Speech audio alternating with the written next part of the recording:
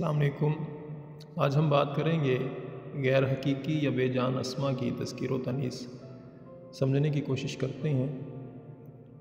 अक्सर लोग पूछते हैं कि दीवार लंबी है या लंबा, दरवाज़ा अगर बड़ा है तो बड़ी क्यों नहीं है, यार मैं तो लड़का हूँ फिर मैं ऐसा क्यों लिखता हूँ, ये मेरी किताब है। इस बाबत बेशुमार काविशें नज़र से गुज़री, ज़्यादातर कवायद क़यास पर मुश्तमिल होते हैं।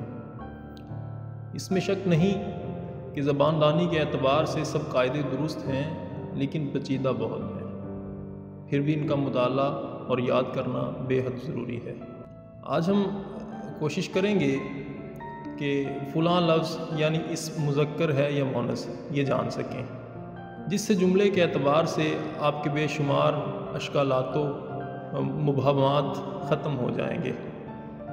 ध्यान रहे बाज़ अल्फाज कवायद से मुस्तस्ना होते हैं, इस वजह से कि उनकी समा इब्तदा ही से बतौर मुअन्नस या मुज़क्कर होती चली आ रही है।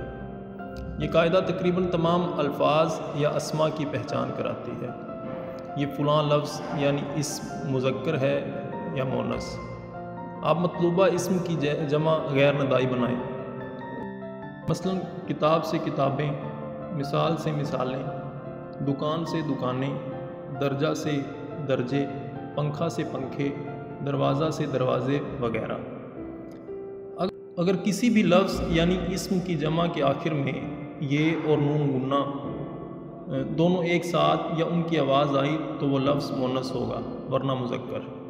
यानी जिन अल्फाज की मज़कूरा बाला तर्ज की जमा का इख्तिताम ये या नून गुन्ना पर हो या उनकी आवाज़ पर हुई तो वो मुअन्नस होंगे, बसूरत दीगर मुज़क्कर होंगे।